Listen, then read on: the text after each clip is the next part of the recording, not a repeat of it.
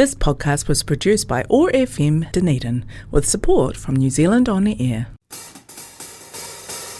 Well, hello there, lovely humans. Welcome and thanks for tuning in to the Sleep Lab Stories. I'm Liesl Mitchell, a person with narcolepsy and a fascination with sleep. We all do it, but do we talk about it? Stay tuned as we chat to anyone and everyone about their weird, wonderful, and just plain normal sleep stories. Welcome to you all, and thanks for being here. What might coffee, sparkling windows and dawn starts have in common? Stay tuned to find out more. And for those of you who have just jumped in and are listening for the first time, the Sleep Lab Stories are bringing sleep out of the dark, so to speak, and shining the light on all things sleep. My own interest in sleep started when I was diagnosed with a sleep condition called narcolepsy when I was a teenager, and I now run the Sleep Lab, a sleep coaching and education service. So let's dive on into the important stuff. It's awesome to be able to introduce you to my guest today. Nick Beadle is here with me, a very familiar name and face to many people here in the lovely city of Dunedin, partly due to the fact he is one of the most genuinely friendly humans I have ever met. He is also well known for bringing a sparkling view to the world.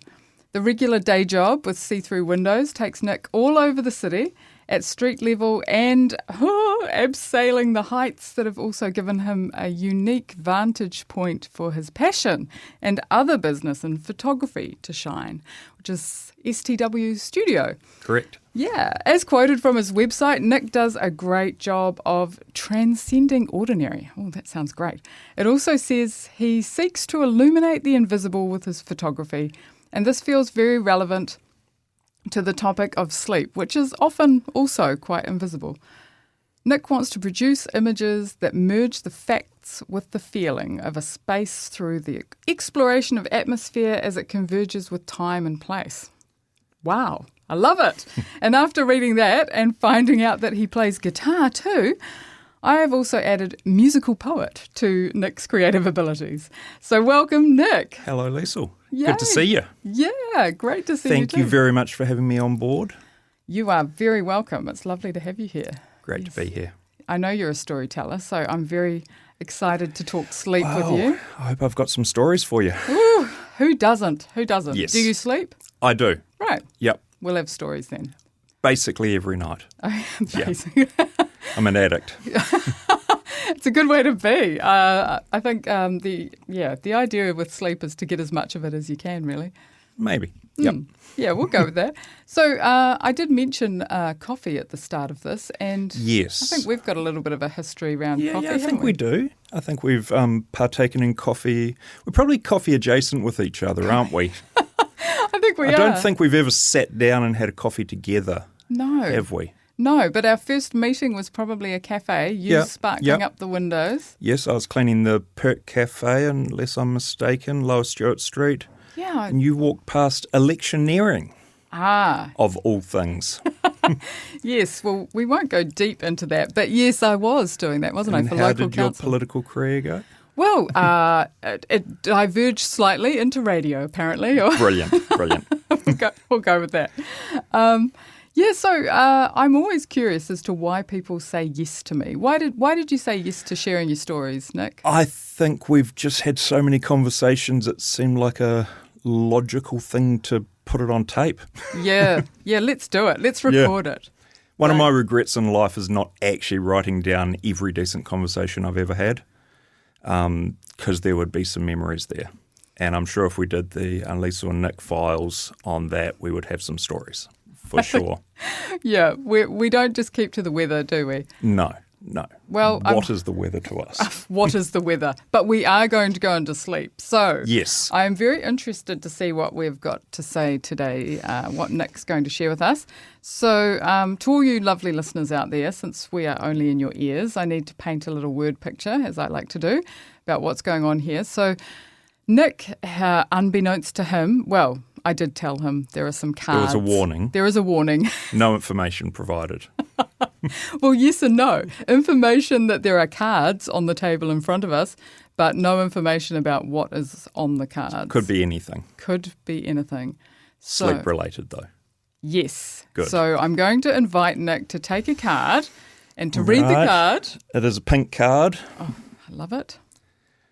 What's your theory about why we sleep? Ooh. Straight into the big one. And actually, Nick, I've got to say, always has a little bit of philosophy in the mix. So this is dear. perfect. Without stating the obvious, it's probably because we can't stay awake. But Well- no, I don't. I actually don't know this one. Well, it's a trick question, really, actually, to be fair, because nobody knows. Okay. It's one of those ones that no one knows why we sleep. We've got lots of reasons for, Why how it's we beneficial. sleep. Yeah, Yeah. all sorts of outcomes, but why we actually have to sleep is something still out there for kind of up for grabs. So and that's kind of how active your mind is during that process. Obviously, it is something for the body, definitely. But no, I don't know the answer to that one. That's okay. That was it. I mean, it really is a trick question. It's more like, what do you think? Why do you reckon we might sleep? Well, definitely the recouping and recovering from the day. I do like the idea of your brain kind of going into a lucid mode of assembling everything that it's discovered through the day and trying to make sense of it. Yeah, good That's luck. Good kind of luck, more brain. dream theory, isn't it, rather than sleep theory? Oh, Or do definitely they related. cross over? Oh, absolutely. Okay. Yeah. Not sure why we dream really either, but those are some of the reasons. Yep. No, Definitely. some of them. Oh, cool. Yes. Yeah, well, no, that is a pretty unfair one to Okay. start with, to be honest. Great one to start with. Yes. So should we? Sure. We'll see Phase if we 2. can phase to it. Yeah. Yeah. What Okay. have we We're got? on a white one this time. Snoring. My thoughts. Well, I have been known to snore in the past, but the glorious thing about snoring is if you are a snorer, then you don't have to experience it. That is the benefit of being a snorer, isn't it? Yes. Yeah. Yep. Have you had other people in your life tell you that that's not quite as exciting for them? Perhaps. I don't think I'm a chronic snorer.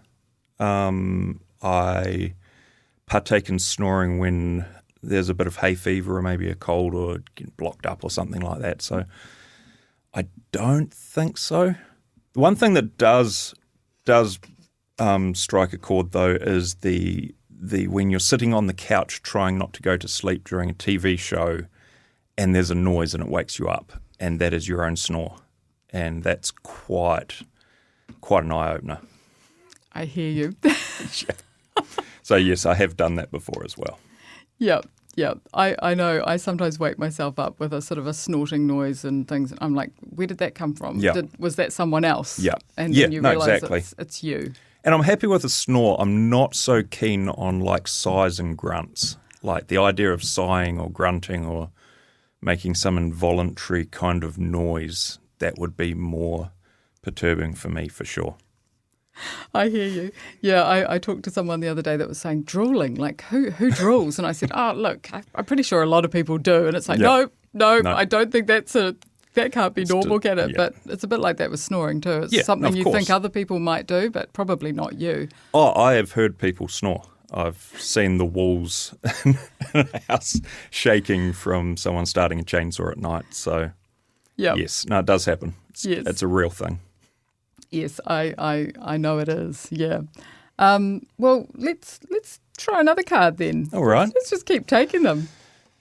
Oh, what were my grandparents' attitude towards sleep? That is not something that I have any information on whatsoever, unfortunately. I have been thinking a little bit about not knowing much about my grandparents more recently, so Wow. and I don't actually know whether my parents would tell me anything. Although I do have my father. Can we just like diverge? Yeah, diverge. away. My Yeah. father, as a child, went to sleep to my granddad playing scales on the piano. He was a pianist and an organist at around at Knox Church and a few other church. I think he was organ for hire for a little bit. Right. But yeah, he would rehearse scales each night, and Dad said at one point if he could stay up late enough, then Granddad would digress into Bach and other glorious things on the piano. So I don't know. Maybe my grandparents' attitude towards sleep was it's best done with classical music. Maybe. Yeah. Well, there are worse ways to go to sleep, and I know personally, classical music is an absolute. It will send me to sleep every time, especially Mozart. I think. Yeah. That's the clincher for me. Apparently, some classical music actually is really stimulating and is really good to have for your brain to wake it up. But yeah, absolutely. Definitely has the opposite effect on me. Yeah, interesting. When I was a baby, it's humorous because my last name is Beadle, Beadle, which is not Beetle, but I have been called Beetle many times. But yeah, as a child, I screamed my head off if the parents ever tried playing the Beatles. So, funny. Yeah, they really? tested me with all different albums and everything. I could pick it every time. Didn't like it. And is that something that's maintained? No, not at all. But generally stay away from them. But, you can't really stay away from the Beatles. They are everywhere. But your parents found out the hard way, obviously. Very much. Yeah, well, you don't want to put that on if you're trying to get a kid to sleep. No, exactly. All right. Okay, let's keep going. This is good. We'll go for the record. Alcohol and sleep, my thoughts. I don't really drink, so it seems to be working for me currently. Very smart. I definitely will have a wine or a beer. I don't really like beer, actually. Right. I like the first sip, then I'm neutral about the second sip, and by the third one I'm wondering why I even bothered. So yeah, I'm not a drinker, as some people might be, and so it doesn't affect my sleep in any way, shape or form. I know a lot of people do use alcohol to get to sleep, and what I thought was fascinating when I started looking into it a bit more, it's just that your sleep, you might go to sleep with a bit of wine or a few beers or whatever, but you're not having correct, whatever that means. Healthy sleep. You're not having Tell me more about correct sleep. A+ sleep, that's right. Okay. Yeah, I don't know if I should even say that because, sleep is sleep at some level, but you're not getting the really restorative sleep, I guess, and it's not as good for your brain, which makes a lot of sense if you've had a little bit too much to drink. I want to know more about correct sleep. Is there a checklist? That is horizontal check. Horizontal helps, doesn't it? Gosh. Alcohol, yes, no, maybe. Probably not for correct sleep. I know that is not the right word to use because, but I'm sure there is a checklist out there somewhere that someone's put together. Okay, Nick, I'm loving this. What colour? Let's go. Oh, we got a green one now. Green? Minty kind of green? 3 things you definitely could not sleep through. I have slept through earthquakes. Oh, wow. Yep. And so if you can sleep through that, you could probably sleep through most things. I don't know. I think there's depends what, I suppose you do. There's different stages of sleep. Yep. And there's obviously the light sleep or the deep sleep. And I think once I'm in the deep sleep, you're doing pretty well to wake me up. But if it's just light sleep or coming out of sleep at the other end, it's pretty instant, anything that's going on. So, I don't know. What couldn't I sleep through? Nuclear holocaust, maybe? Well, could be an instant proper sleep. That would be a permanent sleep. So, maybe, yes. Maybe not one to test out. Yeah. Do you have any memories of a time when you did get sort of suddenly woken up or something surprising that woke you up? Cat brought a rat in one night and managed to get under the head of our bed. Oh, gosh. And I didn't know rats made certain noises when they're getting tortured by a cat. So that definitely woke us up. Oh, that's terrible. Yeah, no, that's a very unpleasant awakening. Yeah, it was kind of, you could hear scratching like it was going to come up and look for a safe place. Oh, my gosh. Yeah. This is the joys of humans sharing their houses with nocturnal animals. Yes. Yep. Cats, glorious things. Aren't they just? Okay, Yep. well, we'll have one more and then we might... yes, one more. Let's do one more. Did my family have rituals around sleep, bedtime, and what were they? And if not your family, like growing up, but maybe your family now, like what sort of rituals? No, we didn't have anything ritualistic, but we, there was. It sounds like I'm like, was that meant to sound like a cult or something? It wasn't meant to. It was Well, we did say our prayers at night, right? So okay. we could be on the fence with the cult. You never know. But no, it was just as I was growing up, I can remember it just being a very definite, fixed time, and requiring master negotiation skills to even get another half an hour, which I suppose I've carried on with bringing up my daughter. But no, nothing major. Like I do have a shower before I go to bed. That's a habit, I suppose. Yeah. And what time when you were a kid what time was bedtime? There was 7s and 7:30s and all the way up till, I think after 9 o'clock, the parents might have just been like, you're old enough to kind of sort your own crap out now. Yeah. Don't keep us up. So, yeah, right. Yeah. Yeah, I remember sort of graduating to that kind of 9 o'clock time, and I was like, oh my gosh, I've made it, because it just felt like torture up until then, negotiating past 7:30, 8 o'clock. Very much. Can I stay up to watch that show that finishes at 8:30? Yeah, it was. Well, it meant a lot back then. It did. Like half an hour. It was huge, although I can totally understand why my parents were like, no, go to bed. Very much. No, it's for lots of reasons. It's beneficial for the child and great for the parents. Exactly. My daughter's 16 now, and so she is very much on the cusp of no bedtime. Yep. And that means there is no downtime from having a daughter running around the house. Yes, that's right. That is the joy of a set bedtime, isn't it? Yes. It's like the parents get a little bit of downtime and wind down time, which is essential. Well, Nick, fabulous. I'm just going to stop us there for a moment and have a little quick word from our wonderful sponsor that helps this show keep going. So we'll be back shortly. Need a caffeine hit? Head to Grid Coffee Roasters, right in the heart of Mornington.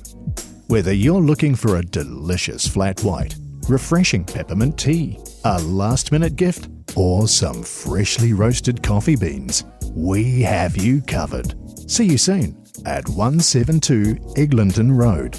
Follow us on Facebook at Grid Coffee Roasters.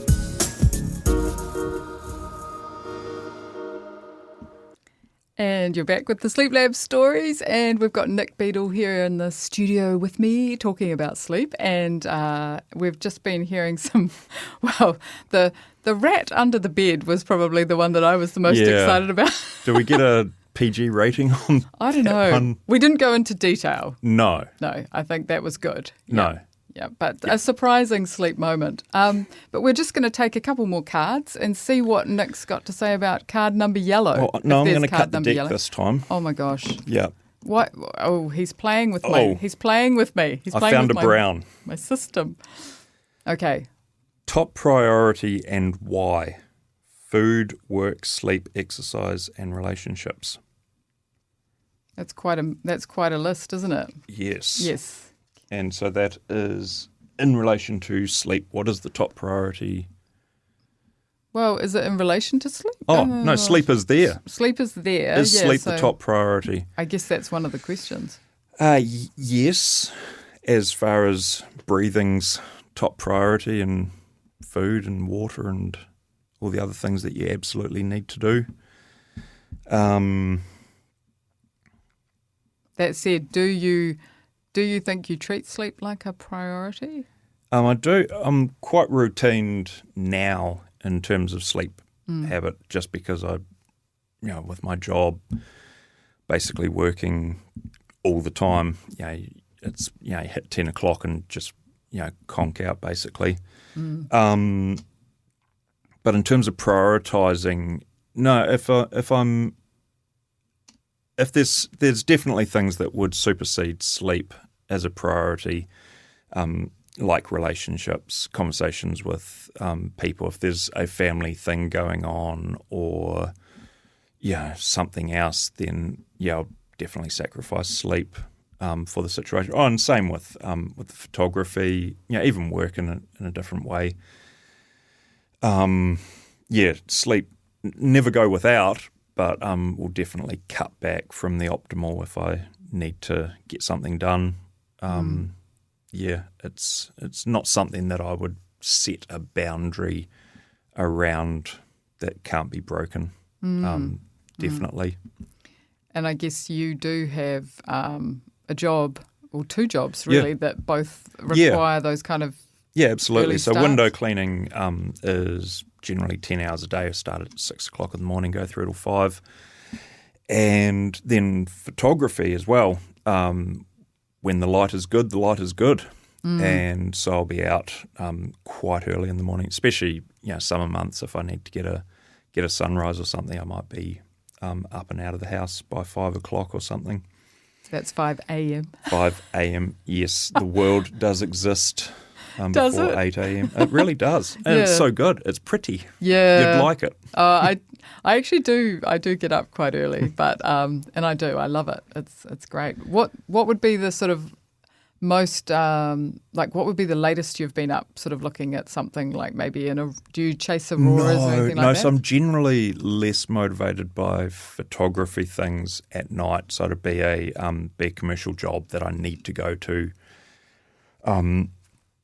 because the light's best. You're sort of trying to, I do architectural photography, so you're trying to get the building to be facing where the light's coming from. So sometimes that's a morning, sometimes it's an evening. Generally, Dunedin's best for sunrises.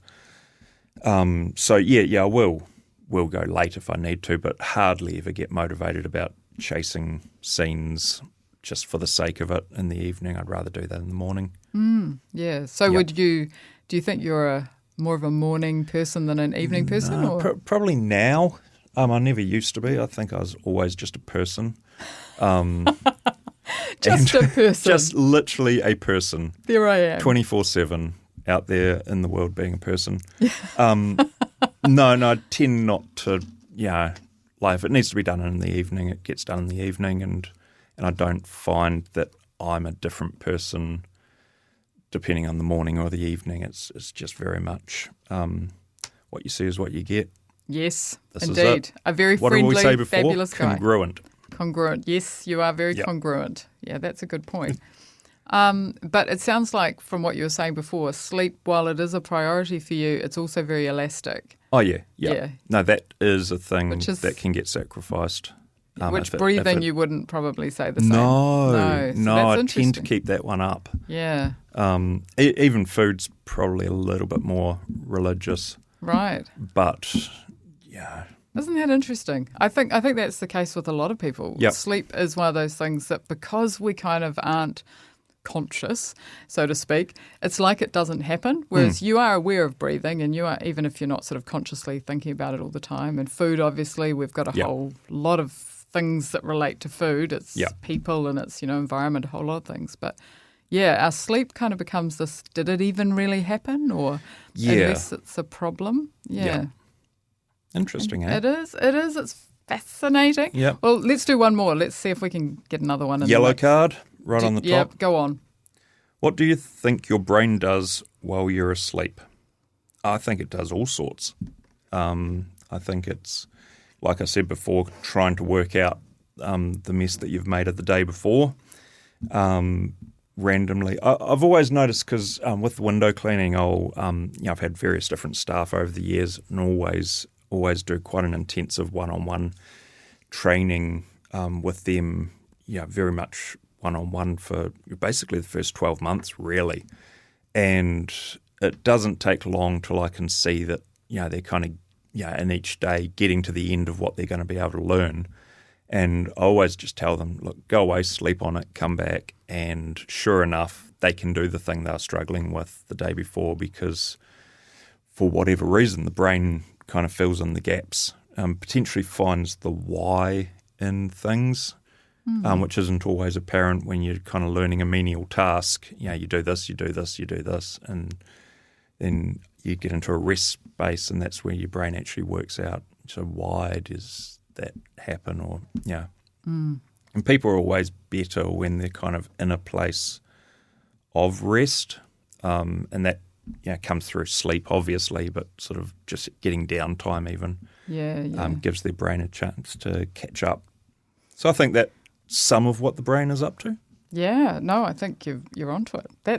It's fascinating, isn't it? I mean, we could go very deep into this, and I'm very aware that the time just kind of quickly whizzes by. So it does. I will have to leave us there, but Nick has had some really wonderful insights for today, I think, in terms of we've covered quite a lot of ground. We have. And to be expected, though. To be expected, I know. And also, you can find Nick out there in the world and his photography on the internet if you look at stwstudio.com.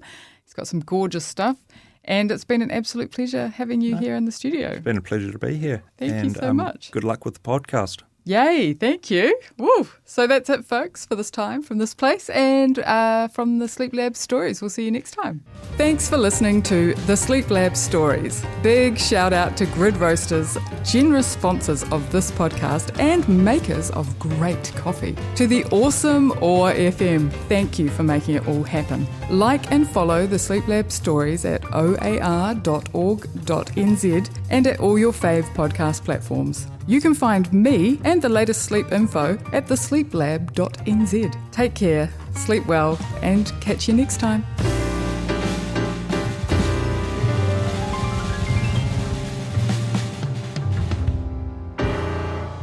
This podcast was produced by OAR FM Dunedin with support from New Zealand On the Air.